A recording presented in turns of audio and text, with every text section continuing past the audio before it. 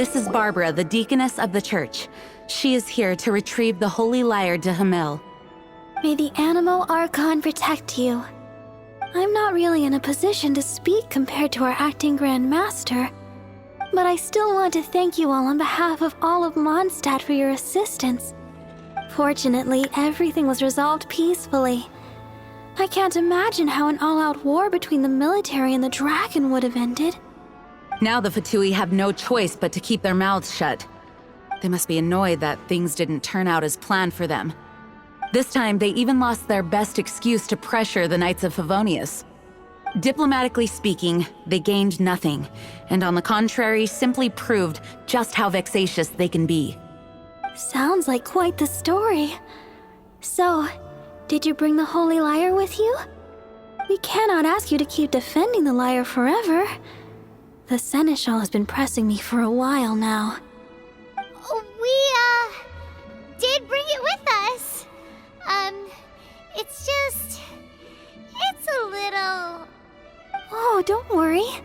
I'm not here to collect rent. The church has always received special funding.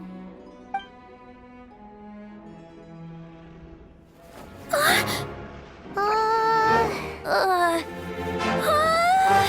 Holy Lyre! Lord Barbados!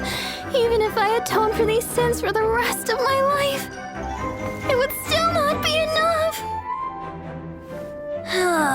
Oh, give it here.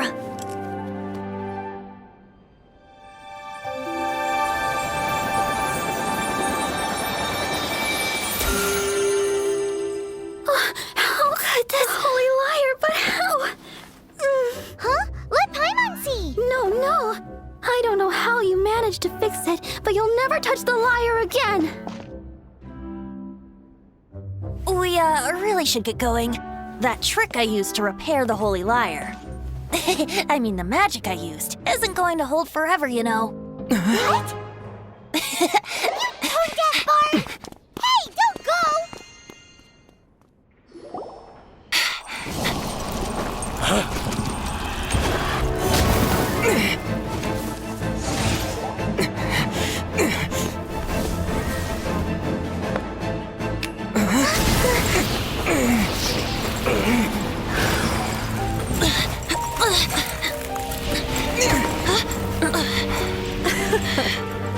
At last, Mondstadt's rodent ruler in the flesh.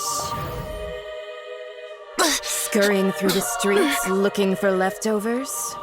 Mondstadt calls this a god?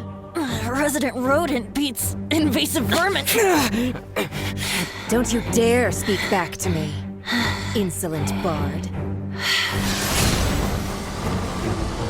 Absentee Archon of Mondstadt. How impotent you've become. That smirk you wear looks out of place. Did you steal it from your master's face? Should have held your tongue.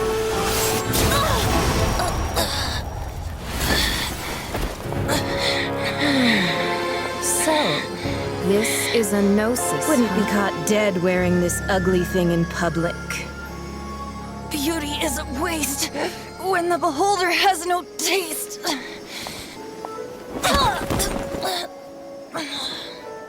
Fenty! Well, we have what we came here for. Come, before our dear Favonian friends arrive. Leave nothing for them to find.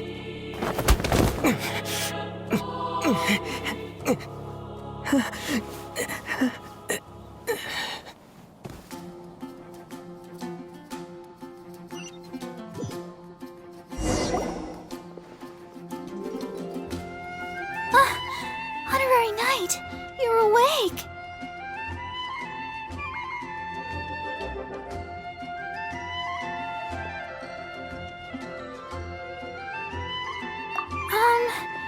I wouldn't say he's alright, exactly. I found you lying unconscious outside the cathedral and used my elemental powers to heal you. That bard awakened first, but strangely, my healing powers had almost no effect on him. This is the first time I've encountered such a patient. But he just said, it's completely normal. and then got up and left the cathedral. He left? Already? Where'd he go? The symbol of Mondstadt's hero.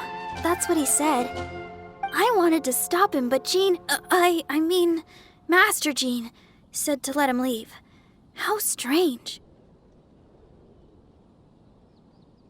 Paimon remembers Venti healing under that tree before. It's probably due to the connection between Windrise and the Animo Archon. Master Jean has figured it out as well, but we can't tell Barbara.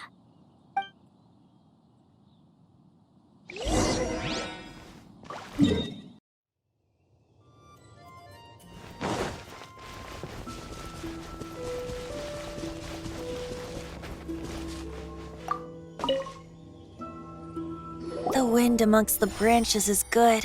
I love the way it smells. I said the exact same thing last time. Why do I only say these things when I'm down on my luck? So you noticed. This isn't something I'm meant to discuss with ordinary people, but I suppose I can let you in on the secret. As you know, visions are external magical foci that only a small minority of people possess. They use these visions to channel elemental power. In truth, every wielder of a vision is one who can attain godhood and ascend to Celestia. We call such people allogenes. Allogenes? Paimon's never heard of them before. That's because this is a secret that only Archons are privy to. We don't need primitive tools like visions.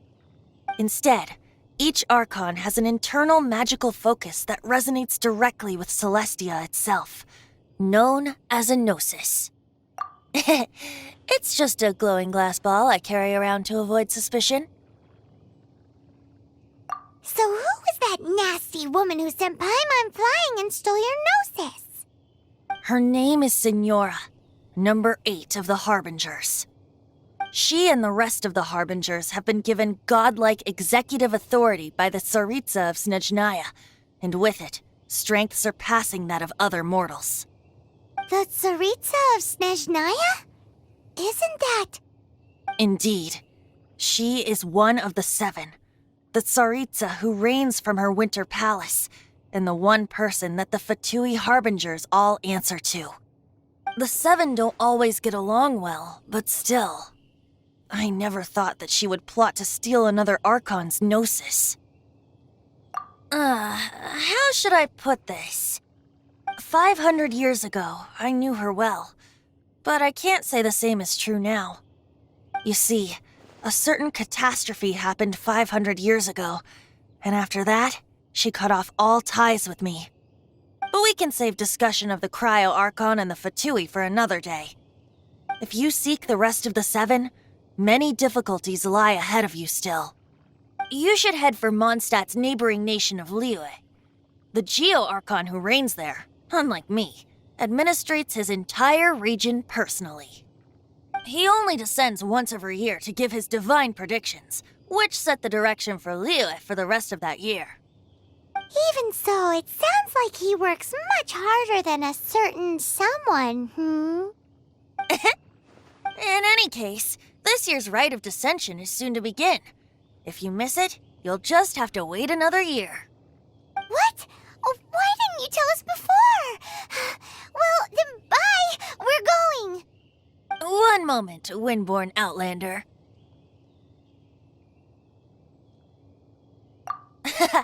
Just use it gratefully. Or, better yet, treat me to a glass of dandelion wine.